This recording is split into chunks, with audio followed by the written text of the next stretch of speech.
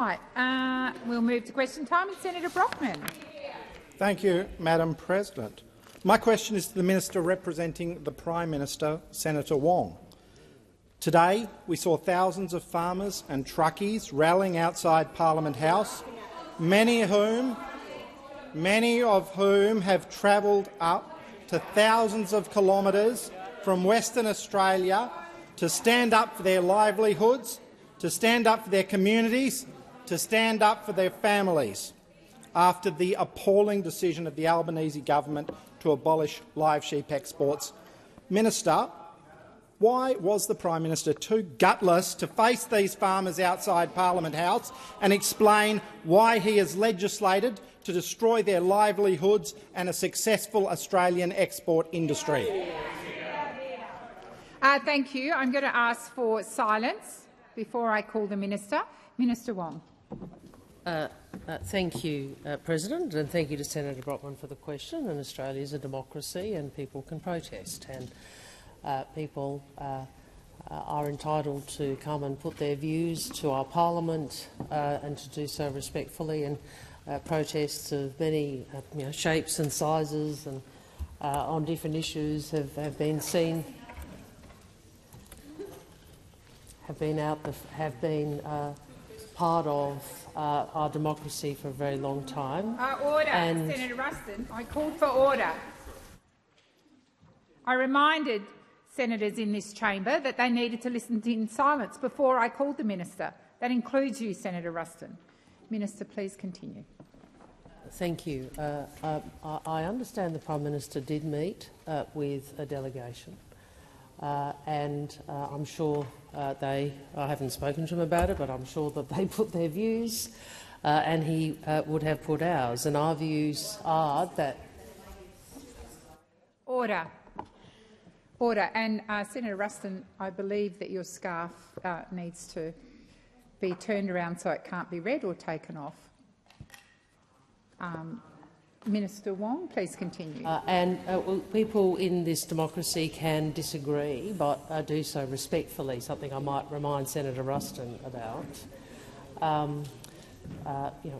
The primary producers are a very important part of our economy and our community, and I appreciate that people don't agree with the decision the government has made to honour an election commitment, but it was an election commitment.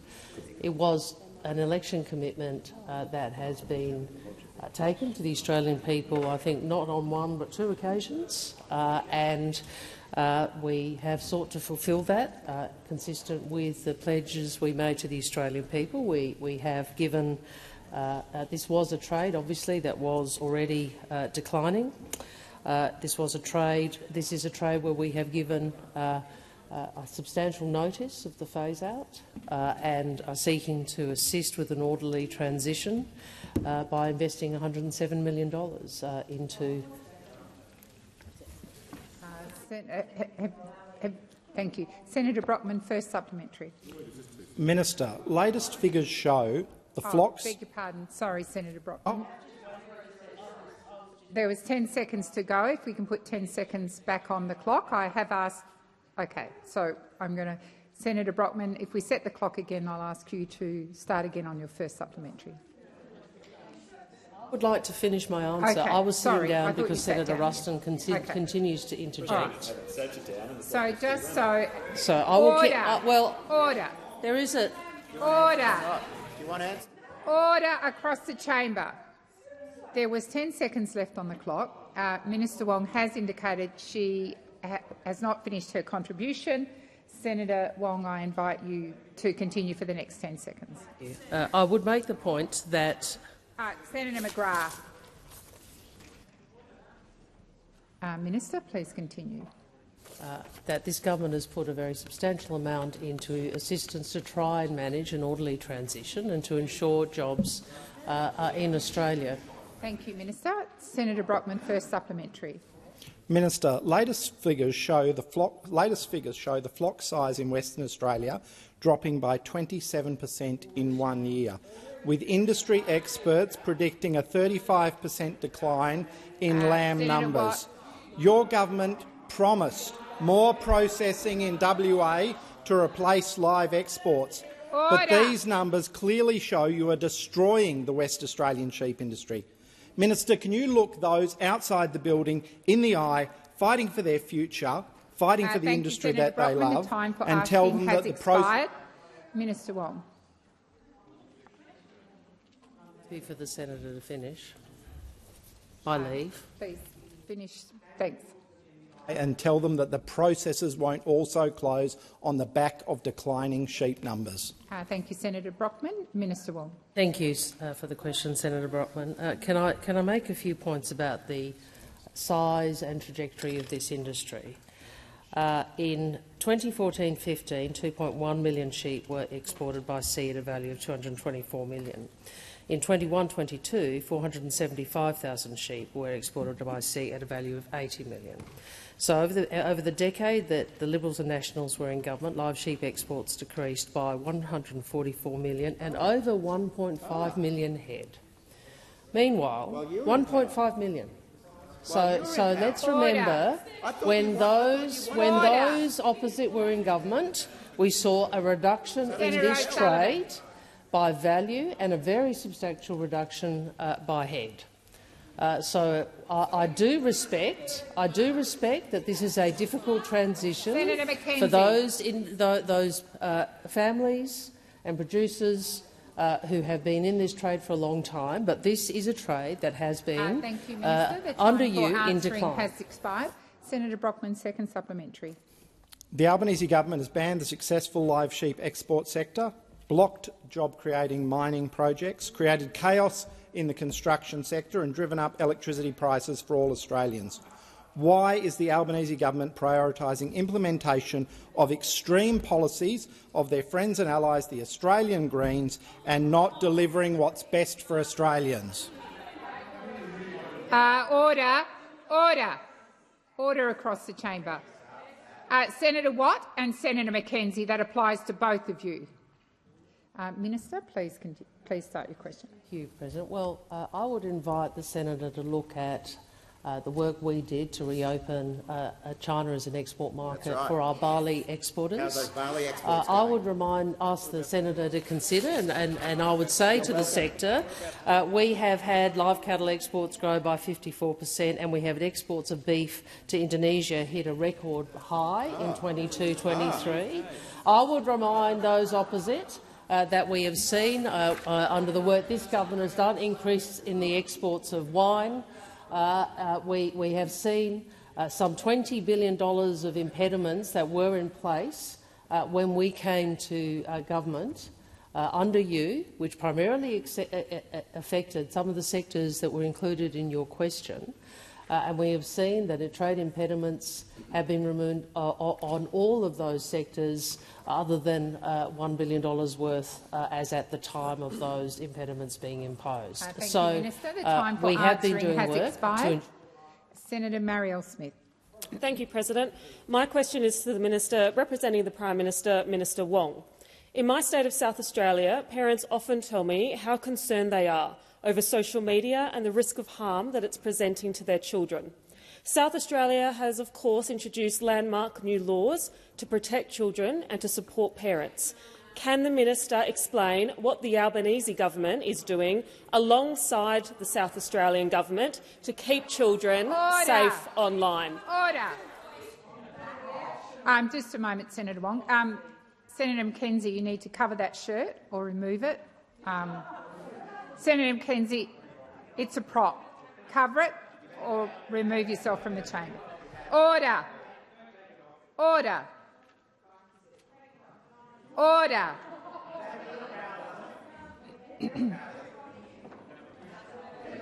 Senator McKenzie, I think your shirt is still visible, so I think you need to turn it inside out or leave the chamber.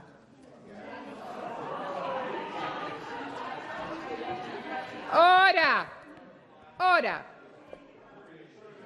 Senator McKenzie and all of the senators who think this is funny, props are not allowed in this chamber, nor are T-shirts or other paraphernalia that has words which are clearly visible. Senator McKenzie, I've given you a choice. No, it's not okay. Senator McKenzie, unless you intend for the whole of question time to sit there and hold the blazer, that is not appropriate. I've given you an option.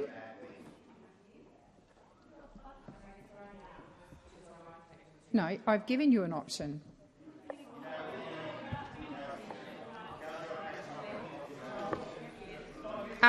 Minister Wong. Thank you. Well, I'm very happy to answer a question about the safety of our children. And thank you, Senator Smith, for asking this question. And I think all of us know the extent to which this is an issue that parents are really concerned about. And parents are looking for leadership and for guidance and for help in how all of us manage what is a pretty tricky thing to negotiate or to put boundaries around with our children. And I'm sure you have found that this is something parents raise with you, and parents and grandparents. And so we know, of course, that social media can cause social harm and is taking kids away from real friends and experiences. And more importantly, we know that early access to social media can be very detrimental for young people's mental health and physical health. People want real solutions, and we as a government believe that working for the safety of our children is paramount, and that's why today the Prime Minister has announced we will introduce legislation to enforce a minimum age for access to social media and other digital platforms, other relevant digital platforms. That legislation will be informed by engagement with states and territories, and I do want to acknowledge the role of Peter Malinauskas, the Premier of South Australia, who has been engaging with not only his community but also with the Prime Minister on this issue. I'm very pleased that has resulted in the announcement that the Prime Minister has made. As Peter Malinauskas has said, as Premier Malinauskas has said, the work that South Australia has done is important, but we need a nationwide solution. A nationwide solution. And it is a Commonwealth. I'm surprised you are laughing about this. Most parents actually care about this issue. You know, the community cares about this issue and they're laughing about it. It's quite extraordinary. A Commonwealth-led approach will ensure all Australian children are better protected from online harm. Senator Marielle Smith, first supplementary. Thank you, Minister. It certainly is a huge issue and an issue of concern for all Australian parents. Can the minister outline how the Albanese government's approach, including the age assurance trial, will ensure effective social media age limits? Minister Wong. Thank you, President. As I said, a Commonwealth-led approach will ensure that all the children are better protected from online harms and ensure parents and carers are better supported. And we also want to hold big tech to account, because platforms and online services have a responsibility for the safety of their users. And I hope this is something on which we can get agreement across this chamber. As I said, we will work with the states and territories to get this right. We are also going to consider the results of the various measures that Minister Rowland has put in place, the Age Assurance Trial and the Online Safety Act review. These measures have been welcomed by the E-Safety Commissioner, and the trial in particular is testing different implementation approaches to help inform policy design. We want to work with experts, young people, advocates and parents through the trial, because we want these laws to be effective and we want to make sure that big tech plays their part in protecting users. Thank you, Minister. Senator Smith, second supplementary.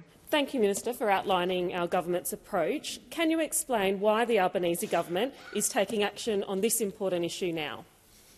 Thank you, Senator Smith. Minister Wong. Thank you. And I hear what those oppositors say. And they're telling us that, why hasn't this been done before? Why hasn't there been more action? I wonder what could have happened over nearly a decade of government. I mean, if only they'd been in power for nearly a decade. When the explosion in the online world really occurred, if only someone in power then thought that this might be an issue. Occasionally in politics it is a good thing to say, this is a good idea. Occasionally in this chamber it is a good thing to say, that is a good idea and we're going to back it. But they can't help themselves, can they? They can't help themselves. They have to. They're doing it again. Look at this. Here we are.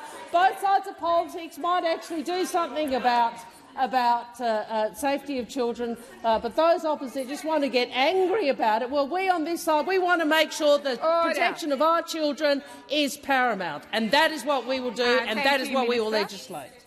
Senator Cash, once again, I called you to order, and you didn't come to order.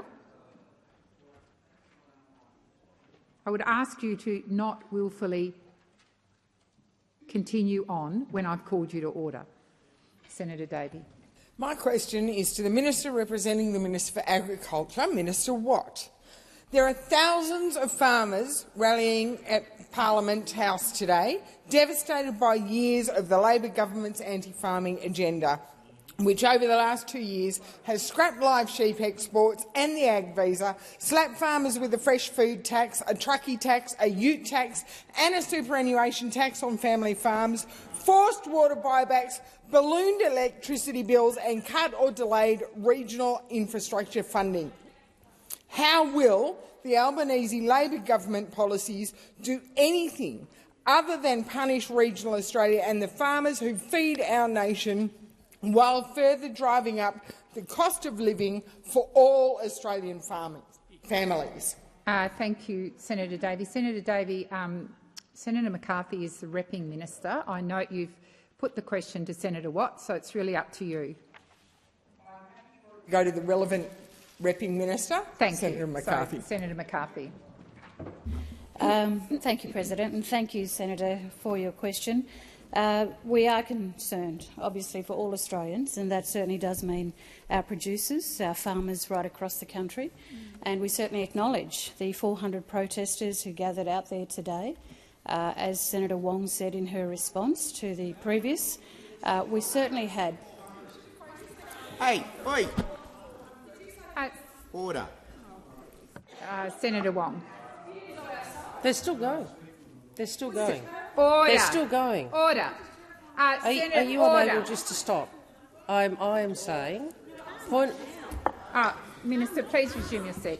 Senator Cash, just prior to Senator Davey getting on her feet, I reminded you that when I called order, it applied to you. I will advise you that I will use the Standing Order 203. Now, if you don't agree with the response a minister makes, then that is what taking note is for, or indeed the open-ended adjournment. It is not an opportunity for you to continue to interject across the chamber. Minister McCarthy. Thank you, President, and I will just address that for a moment. This isn't the concern about the hundreds of people that are out the front. No. In terms of numbers, Senator. In terms of numbers, Senator Cash. Order. What I was saying, which none of you have picked up on, is that we are concerned about all Australians, especially those people on the land. Please resume your seat. Order. Order. If you can't remain silent, I invite you to leave the chamber. Goes for Senator McGrath, Senator O'Sullivan, Senator Davey. Minister McCarthy, please continue. Thank you, President. And I do urge the opposition to give me a chance to respond here. We are very, very concerned about all Australians, including our farming sector. The Albanese Labor government is committed to a robust, sustainable ag industry that continues to thrive in Australia. Since coming to government in 2022, we've been delivering for Australian farmers and producers, strengthening biosecurity, boosting the ag workforce, opening new trade opportunities and improving farm sustainability. We've delivered over $3 billion in extra funding for agriculture since taking office. Right. Despite the tight fiscal environment we find ourselves in, we're getting on with the job of fixing what the previous coalition government failed or couldn't be bothered to do, fixing the $100 million black hole left in the biosecurity budget, and we're actually taking action on climate change and helping industry meet its own climate targets after 10 years of denial from those opposites. Thank you, Minister. Senator Davey, first supplementary. Minister, recent data from the MDBA shows that water diversions are now 23% below sustainable diversion limits, yet the Labor government is continuing to prioritise buybacks out of farming communities. Why does the Labor government only look at buybacks as a solution and ignore real degradation drivers like European carp? When will the government listen to farmers rather than acting against them? Minister Wong. Thank you, President. A point of order. That relates to a policy area that is not in the agricultural portfolio. It's in. Senator Ruston. Really?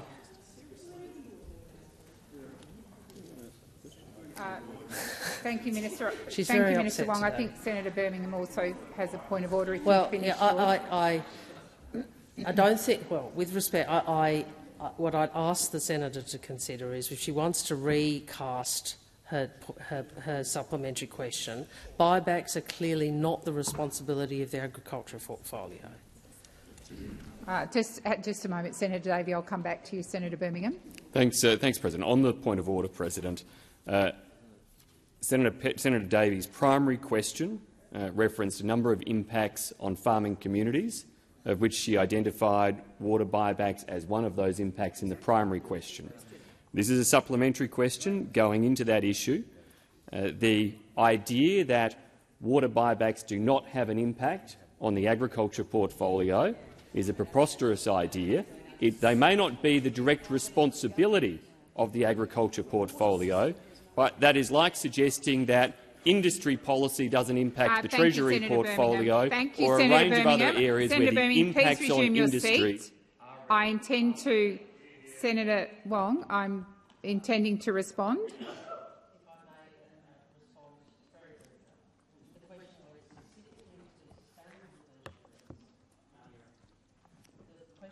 Specifically to sustainable diversion limits, that is very clearly a matter not within this portfolio. It cannot possibly be addressed to this minister. Order. Senator Birmingham, order. I am advised by the clerk that Senator Davey should be given the opportunity to recast her question and link it to— and Senator Birmingham, you are not in a debate with me. I'm ruling on a point of order. Senator Davey, I invite you to recast your question and link it to agriculture. With pleasure.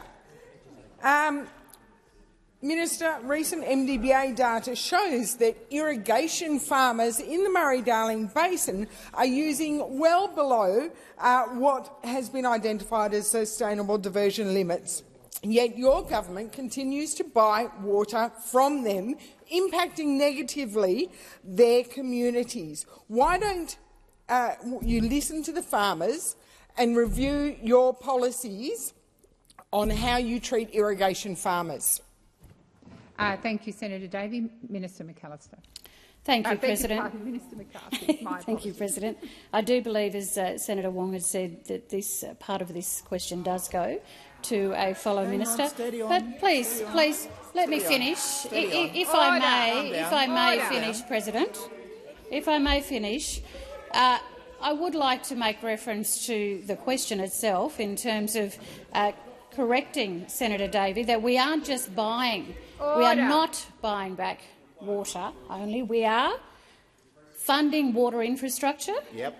And water efficiency projects, Senator Davies, and you know that. You know that. And so does Mr Littleproud know that. In fact, I don't think he's got that great a record either. I understand that he wasn't that welcome there today with the farmers in terms of the water as well. Senator McGrath, order. Poor David. Nobody likes David. McCarthy, please. Order.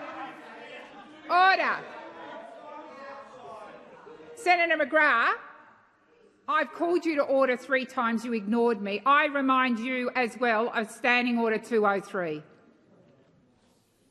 Minister McCarthy. Thank you, President. Well, as I was saying, it was noticed, other than other things that the opposition have said, it was noticed that the farmers were not happy with the Leader of the Nationals either. So I suspect— Thank you, Minister. The time for answering has expired. Thank you, Minister. Senator Davies, second supplementary. Minister, Australian farmers have now seen their pea contracts cut by 34% because Coles is importing peas from overseas. Similar scenes have been faced by SPC and Shepparton when the big supermarkets purchased imported fruits for their tinned fruits. Why is under Labor our farmers always getting done over? Is it any wonder that the farmers are out the front of Parliament House rallying today? Order. Senator McCarthy. President, well, we know that people can hold protests. It is a democracy in this country. But I will correct Senator Davey. We have been doing a tremendous amount in this area, and as I've outlined already in my previous responses, we've also been fixing the APVMA after it became a dysfunctional mess at the hands of Barnaby's forced move to Armidale. The opposition spent almost a decade neglecting and eroding our trade relationships. Minister They McCarthy, destroyed. please resume your seat. Order. Minister Gallagher. But the behaviour of the opposition this question time is really getting to a new low. They are ignoring your direction. Minister McCarthy can't answer unless she is shouting. You should come to order. Thank you, Minister Gallagher. I'm sure that you have witnessed that I am doing my very best. I have reminded particular senators of Standing Order 203, and I will request that for the remainder of the minister's question that people listen in silence. Minister McCarthy. Thank you, President. I'll just have to say some of the things I've just said, just in case they didn't hear it, that the opposition spent almost a decade neglecting and eroding our trade relationships. They destroyed the relationship with our biggest trading partner, which our government has restored. We've opened new trade opportunities that allow the industry to continue to grow and remain competitive, and agricultural exports are now more diversified than ever, thanks to the Albanese Labor government. Thank you, Minister. Senator Hanson-Young. Thank you, President. My question is to Senator McAllister, representing the Environment Minister. Any day now, Tamboran Resources has announced it will commence gas fracking in the Beetaloo Basin in the Northern Territory. This is a project that will take over 1 billion litres of water and generate risky, toxic waste, but has not even been assessed for its impact on the environment or indeed the water table. Has the minister bothered to consider pulling the water trigger? Why has the minister not used her powers given to her by this parliament to make sure this project is called in? Thank you, Senator Hanson-Young. Senator McAllister. Thanks very much, President. Well, as the senator knows, all projects must comply with national environmental law, and that includes, of course, the expanded water trigger that was introduced by the Albanese government. Now, the proponent for the project that the senator refers to, Tamboran, has been reminded of this on multiple occasions. And they also know that any breach of national environment law will be treated extremely seriously. Now, these changes to the water trigger occurred after the Albanese government passed our first tranche of environmental law last year to add unconventional gas to the water trigger under national environment law, and we have been extremely clear with industry to help them implement their obligations. Now, the Department of Climate Change, Energy, the Environment and Water wrote to known companies with activities in the Beetaloo Basin, including Tamboran Resources, to inform them of the new obligations that may apply to these operations under the recent water trigger amendments. I understand that the Minister's office has also spoken to these companies and reminded them of the requirements under the Act. I am also advised that the Minister has not received a referral for these activities. And the reality of the law, Senator Hanson-Young, is that the exploration in question is authorised by the Northern Territory government. And so the department that the Minister Plibersek administers continues to work closely with the Northern Territory government to understand the impact of authorised exploration and whether that could have significant impacts on Commonwealth-protected matters, including water, and that is consistent with the law. Thank you, Minister McCarthy. Senator Hanson-Young, first supplementary. Thank you, President. I'd like to acknowledge the traditional owners joining us in the chamber today, who have come all the way from the Northern Territory to call on the government to do more than simply write a letter. Do more than simply write a letter. There is power within the laws, and they want the Environment Minister to pull the water trigger, to call in this project and show some leadership. Thank you, Senator Hanson-Young. Minister McAllister. Well, Senator, as we've discussed in this chamber more than once, and as we've talked about in estimates, the minister's obligations are to follow the law, and as you'd expect, her obligations are also to make decisions in a way that are legally sound and that withstand legal challenge. And to that extent, the minister is incredibly conscious that it is a legal question as to whether the water trigger in the ledge applies to any particular development. And she has repeatedly made clear that as a potential decision-maker, it is inappropriate to express an opinion about the question that you raise at this stage. As I've already indicated in my response to your primary question, the minister is taking steps to receive advice from the Territory Government and also from her department. Thank you, Minister. The time for answering has expired. Senator Hanson-Young, second supplementary. Thank you. The Labor Party lost 10 seats in the Northern Territory election only a couple of weeks ago. How many more seats are you prepared to lose before you take action? Will the minister pick up the phone today and tell Tamboran, stop right there? Stop what you're doing before this is properly assessed. Order. Order. Senator Hughes, when you've quite finished, and Senator Canavan. Minister McCarthy, obviously the first part of your question is not, Minister McAllister, the first part of the question is not within your scope, but the second part is. Thank you.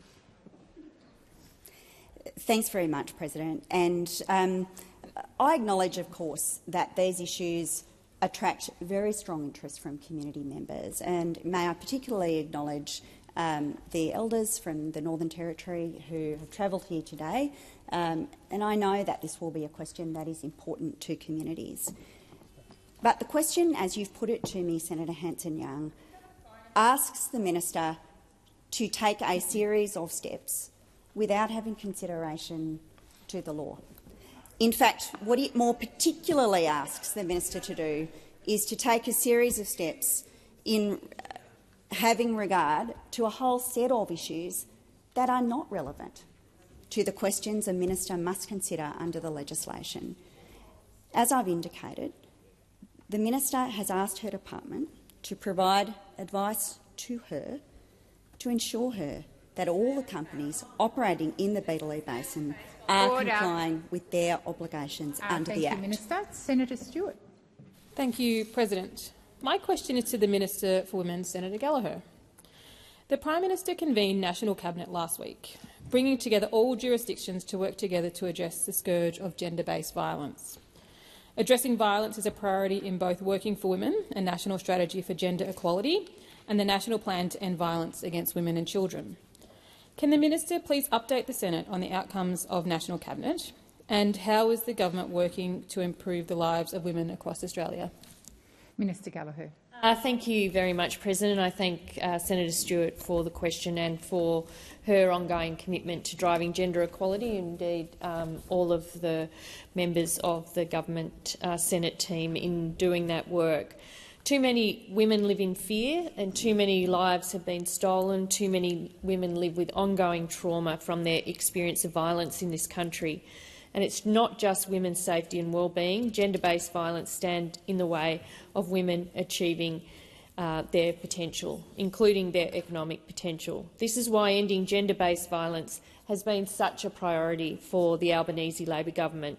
Last Friday, the National Cabinet did agree to a $4.7 billion package that harnesses important opportunities to work together to prevent violence and, importantly, to support and provide certainty to community-based legal services. This important package brings together efforts and funding to deliver much-needed support for frontline specialists and legal services in responding to gender-based violence, better innovative approaches to better identify and respond to high-risk perpetrators to stop violence escalating, and addressing the roles that systems and harmful industries play in exacerbating violence.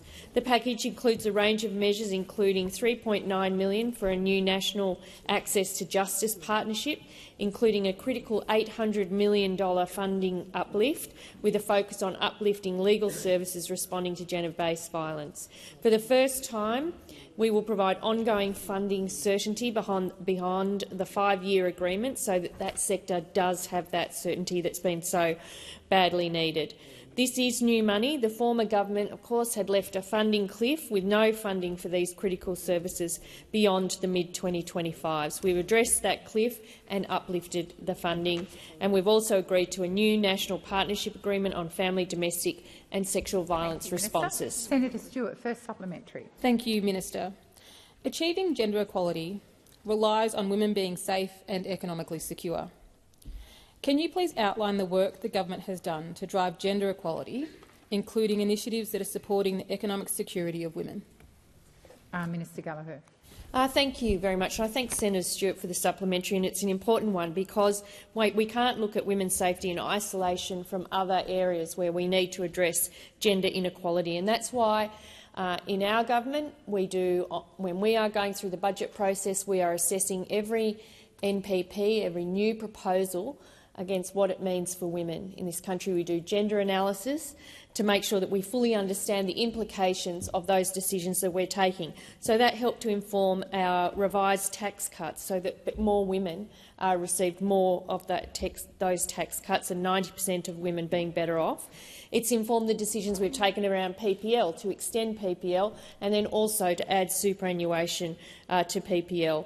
In terms of the work we've done around early childhood educators and aged care workers, a highly feminised industry where 90% on average are women in that sector, that has informed the decisions we've taken to support pay rise. Publishing employer gender pay gaps. The list is too long. Senator Stewart, second supplementary. Thank you. It is inspiring to hear about the progress the Albanese Labor government has made on gender equality in just 2 years and what is possible when you make it a priority.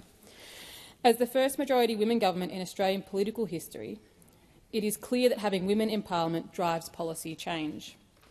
How important has it been to increase the number of women in parliament and around the decision-making tables of government? Minister Gallagher.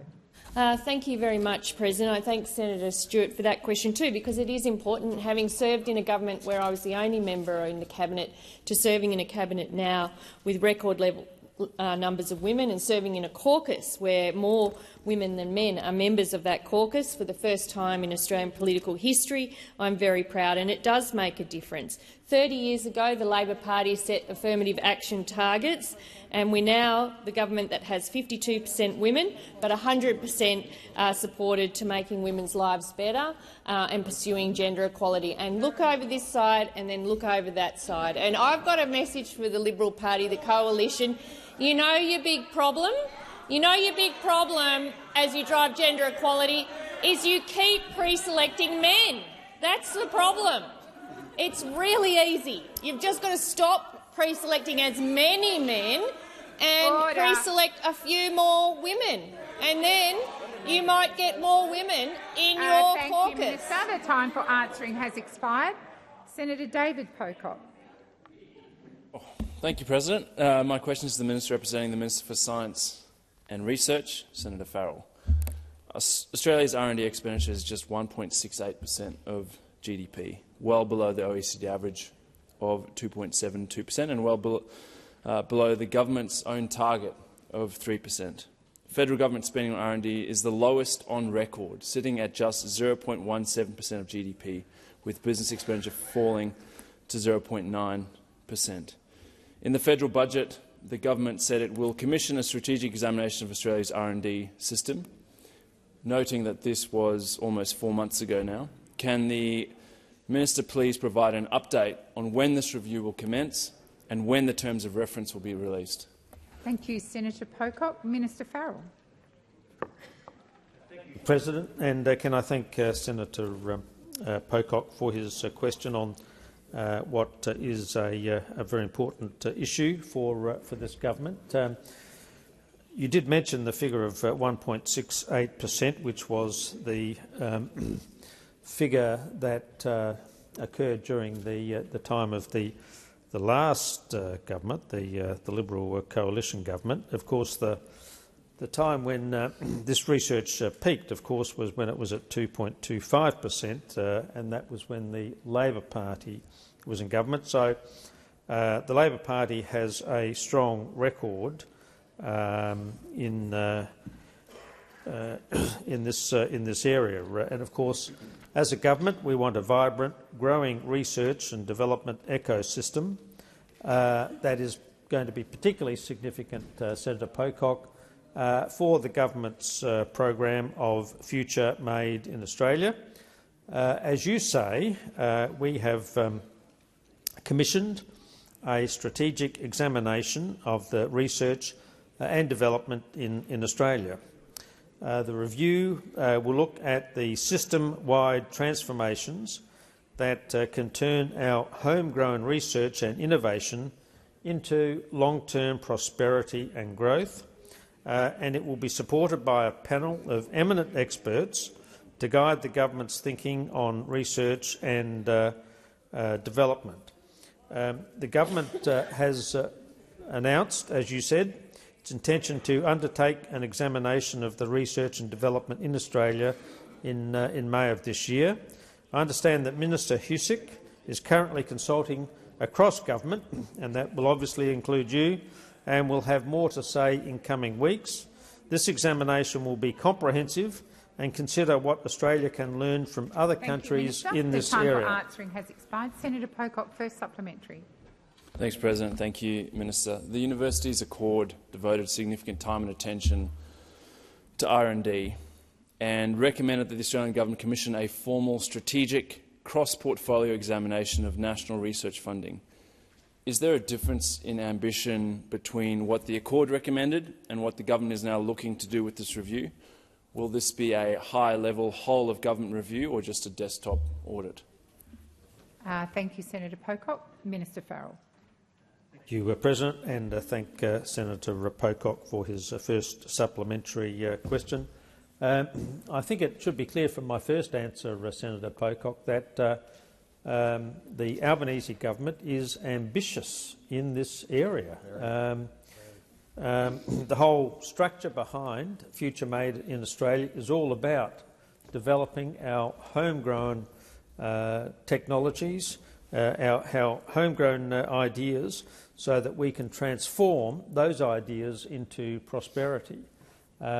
We want to work with all of those groups in our community that are interested in achieving these ambitious goals.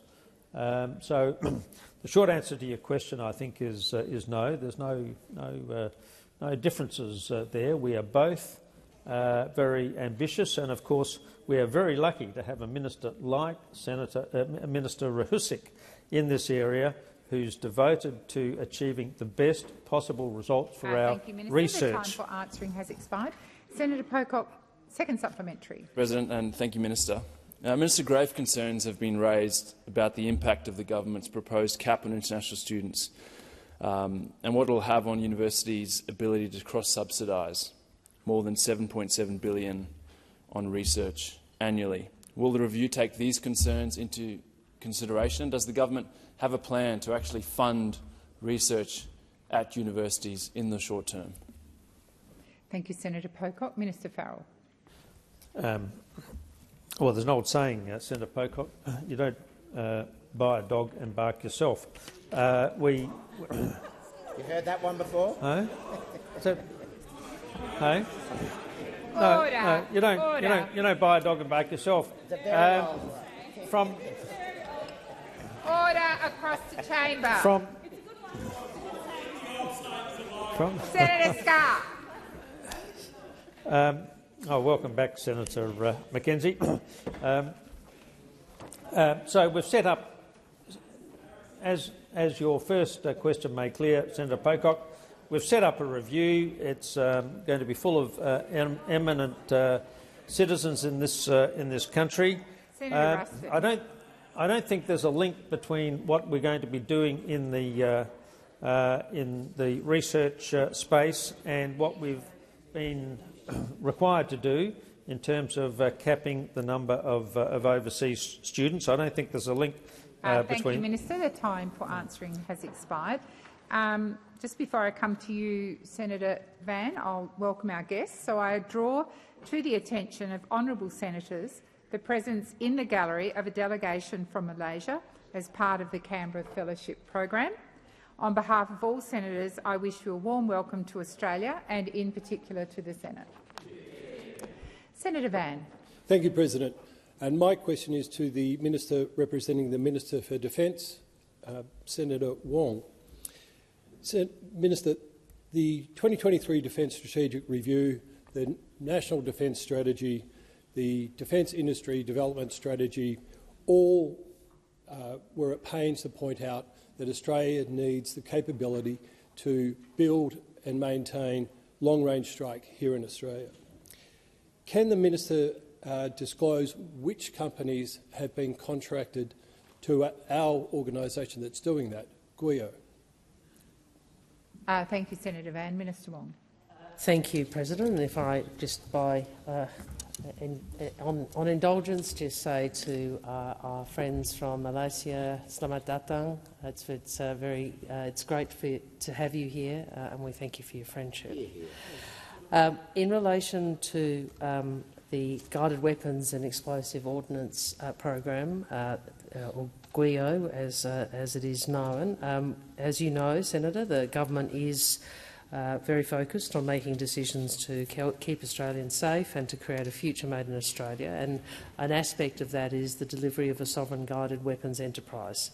And we've backed this up through our actions. We will start manufacturing missiles in Australia next year. We've committed up to $21 billion over the next decade.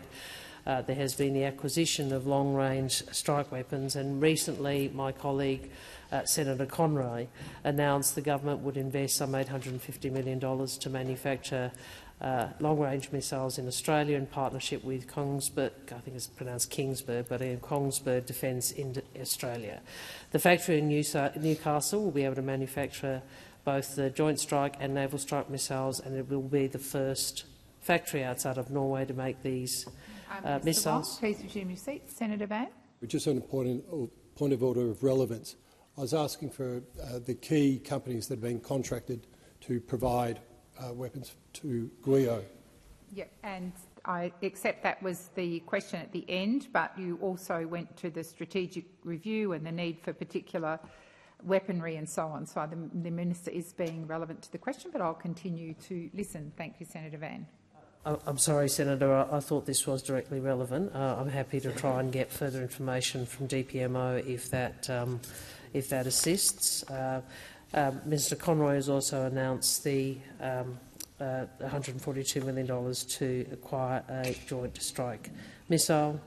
As you know, there was the GUIO enterprise under the previous government only really produced two things, and they were two media releases. But I'm happy to provide further information. I thought that this was directly relevant to the question you were asking. Thank you, Minister. Senator Van, first supplementary. Thank you, Minister, and it's a shame that more wasn't or hasn't been done. I think it's safe to say, and it's covered in many media, but I can table something if required, that one of the companies that GUIO have contracted as a prime is called Raytheon Australia. Raytheon Australia, I thought you might, Senator Shoebridge. Raytheon Australia is a subsidiary of RTX, as it's now known, a US company that was fined $200 million for leaking secrets to Russia, Iran and China. Are you aware of, is the government aware of this? Senator Van, the time for asking has expired. Minister Wong. Thank you, President. I would say to you, Senator Van, obviously I have seen public reporting of the settlement to which you refer. I would make the point that this is a settlement between the US government and RTX. The advice I have is this is a matter for the US government, and we're not in a position to comment on the details of that settlement. What I can say to you after is the advice I have is that Defence has referred. Defence works across government and cooperates with partners, including the United States, to regulate the export and supply of goods and technology controlled on the Defence and Strategic Goods list. Defence has referred the matter to the Australian Border Force for investigation. I'm not in a position, obviously, to comment in any detail on that matter. What I can say is Australia has a stringent export control framework which is designed to prevent the irresponsible or illicit trade of military and dual-use items. Thank you, Minister. Senator Van, second supplementary. Thank you, President. Minister, given that one of the key primes involved with Guio has had a huge settlement against it for leaking of security breaches, would you agree that the best way to protect our future guided weapons sovereignty is to work with and enable Australian companies to manufacture these weapons here in Australia? Thank you, Senator Van. Minister Wong. Well, that is, I'm asked for an opinion, President, and I probably won't proffer that, but I can make an observation, which I've made before, I think, in Senate estimates, that obviously when you're looking at defence capability, there are a number of matters which need to be considered. Obviously, capability, the value for money for taxpayers, and also assuring that a sovereign capability for Australia in those areas where that is necessary for our national security, and that is the approach the government seeks to take. Thank you, Minister Wong. Senator Lambie. Thank you, Madam President. My question is for the Minister representing the Prime Minister, Minister Wong. Meta, the owner of Facebook and Instagram, recently told this parliament they have over 130 employees in Australia. Their business here is, in their own words, a reseller of advertising services. But none of these employees seem to work on safety for Australian users. Apparently Meta thinks it's okay to globally outsource all that to Singapore and beyond, and we don't have laws telling them otherwise. Why is the Albanese government going to spend millions of taxpayers' money on trying to keep under-16s off social media before it legislates mandatory protections on social media companies? Thank you, Senator Lambie. Minister Wong. Thank you. Thank you, Senator Lambie, for the question, and I think this is a domain where government regulation and the right public policy settings do require consideration by this parliament, by parliaments, by the community, as well as by the government. And what I would say to you is I don't think that the introduction of legislation imposing age limits to protect children is in place of or should be excluded by the points that you raise. We are obviously aware of Meta's decision to walk away from commercial deals in relation to the Meta decision and announcement that it will no longer pay Australian news organisations for news content. Obviously, we all want a healthy, sustainable and diverse news media in Australia. That is important for our democracy, and it does include working out how it is that we ensure that large digital platforms utilise reasonable news information, and that these are under fair and equitable arrangements with the creators of content. We have been very clear that we think that what Meta has done is a dereliction of its responsibilities to Australian users. The government, of course, has established the Joint Select Committee on Social Media and Australian Society. That is one of the reasons. This backdrop is one of the reasons for that decision. We do believe that Australians should continue to have access to public interest journalism, including on social media, and we hope that the work that the committee does, and I'm aware of your interest in this, Senator, that together we can work out what is the best way forward on this issue. Thank you, Minister. Senator Lambie, first supplementary. Thank you, Madam President. About 75% of unwanted minor contact to kids, also known as grooming, on Facebook's products comes from a feature called People You May Know. Last week, Facebook told the parliament that this feature is deliberately left on for under-18s in Australia. Has the Prime Minister directly raised the issue with Meta on this? Thank you, Senator Lambie. Minister Wong. Senator, I wasn't aware of that evidence until you just, from last week, until you just outlined it. I think that is grotesque, and I think all Australians would agree that we would want our children protected in whatever, from all of the ways in which the online world can cause harm. And our regulatory system does require us as parliamentarians, as legislators, as members of executive government to do more. We know that the online world does present new and emerging risks. What I would say to you is we have quadrupled the e-safety base funding to bring it to $42.5 million each year, with funding ongoing and indexed in recognition of the range of risks that online users face. And we have brought forward the independent review of the Online Safety Act. But none of that detracts from the ethical obligations and the responsibilities that these platforms have. Thank you, that Minister. They are the not time for answering has expired. Australians. Senator Lambie, second supplementary. Thank you. More than 14 years ago, the Australian Law Reform Commission warned of the risks to young people on social media. Since then, Big Tech has successfully lobbied to lower default privacy settings for kids in Australia from 18 down to 16. Does the government now intend to correct that error of judgment?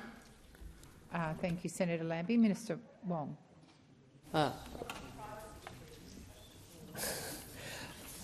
Thank you, President. Again, Senator Lambie, what I would say to you is whether it's through the work of the committee, the work of the independent review of the Online Safety Act, or the ongoing work of e-safety, these are matters which we do need to look at. We have a domain which has expanded more rapidly in terms of reach and usage and penetration into particular markets in our communities, well beyond the regulatory framework that was in place. I think governments are seeking to catch up, and I regret that it is disappointing that we didn't see very much on this in the last 9 years prior to our election. But we are seized of this. We are very. We understand how important it is. It is a very difficult area, and governments around the world are grappling with it. And we welcome your and the crossbenchers' interest in this area. The time for answering has expired. Senator Green. Thank you, President. My question is to the Minister representing the Minister for Resources, Senator Farrell. I refer to the Albanese Labor government's commitment to growing Australia's critical minerals industry to deliver secure, well-paid jobs and a future made in Australia.